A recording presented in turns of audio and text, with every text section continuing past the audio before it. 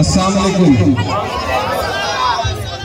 मेरी आंखों के सामने बड़ी तादाद में मौजूद बेलडांगा बहरामपुर के बुजुर्ग नौजवान साथियों और जहां तक मेरी आवाज जा रही है माओ बहनों, पहली बार आपके दयारे मोहब्बत में हाजिर हुआ हूं। अगले 10 मिनट आपसे गुफ्तगू करूंगा इंशाअल्लाह। तब तक चाहता हूं कि आपका जहन सब इस तरफ हो। हम आतिशे सोजा में भी हक बात कहेंगे, हम आतिशे सोजा में भी हक बात कहेंगे, कुंदन की तरह दहर में ताबिंदा रहेंगे। तारीफ बताती है कि हर दौरे सितम में हम जिंदा थे, हम जिंदा हैं, हम जिंदा रहेंगे। बेलडांगा वालों, ये इलेक्शन बहुत जरूरी इलेक्शन है।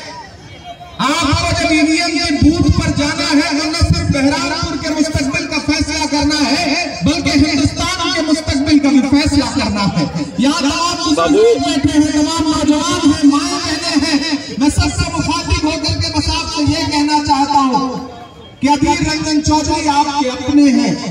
आपने उनको लगाया है, रोपा है, जैसे पौधा एक दरख्त लगाया जाता है, उसको पानी दिया जाता है, उसको धूप से बचाया जाता है और बाद में वो सायादार बन करके फल देने लगता है।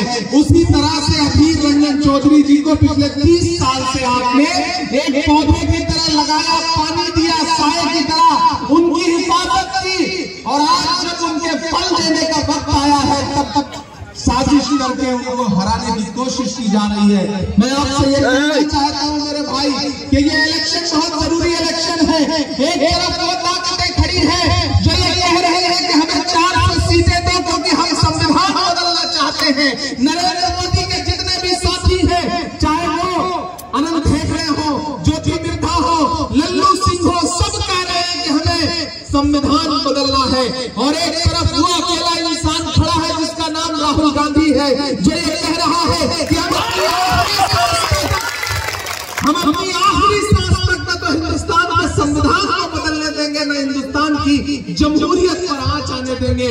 मैं इमरान प्रतापगढ़ी हूँ, आप मुझे मेरी शायरी के हवाले से जानते पहचानते हैं। मैं आपके मुद्दों पर सड़क से लेकर के संसद तक लड़ता रहता हूँ। आज बेलडांगा में आकर के आपसे ये अपील करने आया हूँ मेरे भाई कि किसी साजिश में आप मत आइए। यहाँ लड़ाई सीधे कांग्रेस और भाजपा के बीच में है। आपका अगर वोट बटेगा तो फायदा सीधे भाजपा को होगा, इस बात का ख्याल रखना है। बटेंगे तो नुकसान होगा।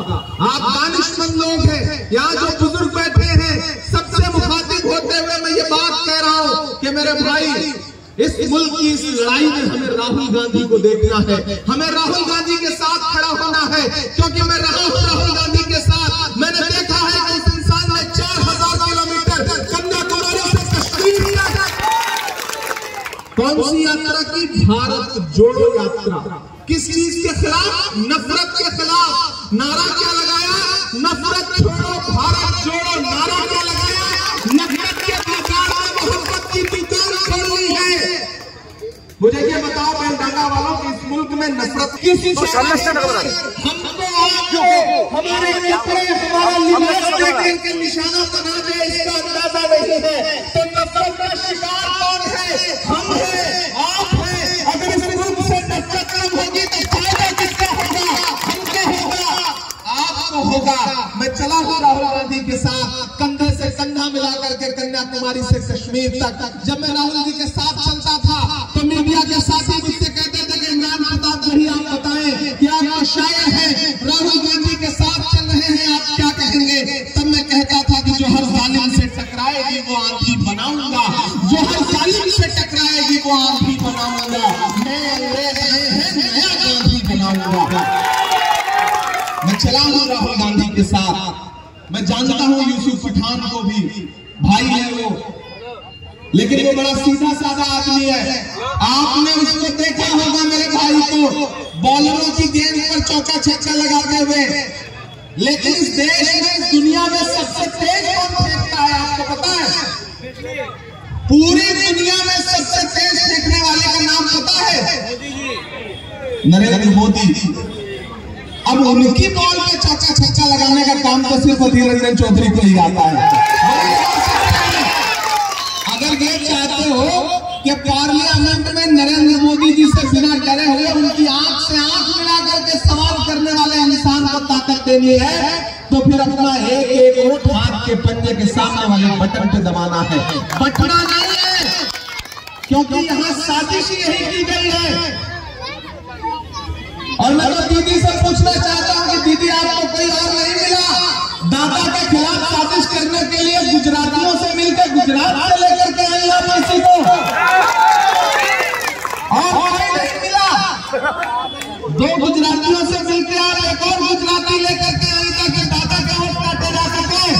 लेकिन आप बहुत समझदार लोग हैं, बहुत अक्लमंद लोग हैं, आप बटेंगे नहीं, आप साजिश का शिकार नहीं होंगे।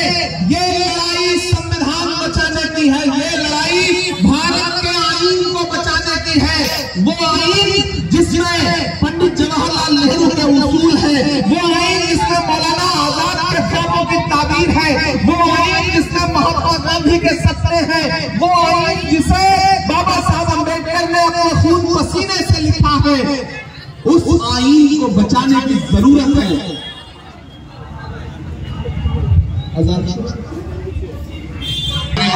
আমরা সাময়িক শব্দ রাখি প্রোগ্রাম আগামীর পর আবার আমরা आज के लिए आप सारे साथियों को निकलना है, तो मेरी आपसे गुजारिश है साथियों कि अजान का मौका आने जा रहा है, उस तरफ अजान होगी।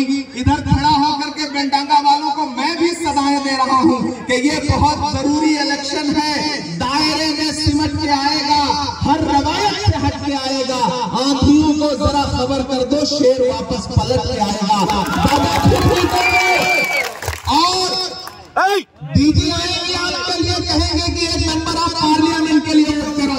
मैं आपके बीच में ये कहने आया हूं कि दादा को जिताओगे तो हिंदुस्तान की आने वाली सरकार में एक ताकतवर मंत्री को होगा। तो सिर्फ एमपी चुनने के लिए नहीं जाना है, हिंदुस्तान के लिए प्राइम मिनिस्टर चुनने जाना है राहुल गांधी के तौर पर, और दादा के तौर पर एक ताकतवर कैबिनेट मिनिस्टर चुनने के लिए आप सबको जाना है। बहुत दूर से आपके बीच में आया था, बस इतनी ही आपसे गुजारिश करनी थी, क्योंकि अजान का वक्त हो रहा है, अजान शुरू हो गई।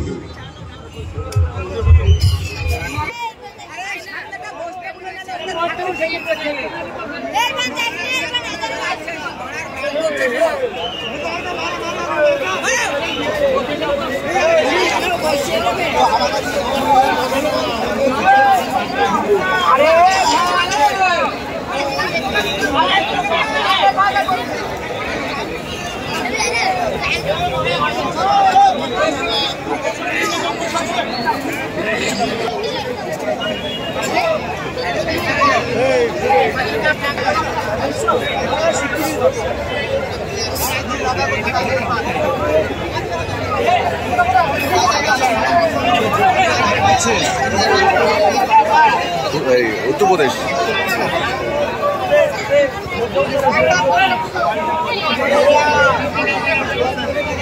इमरान प्रतापगिरी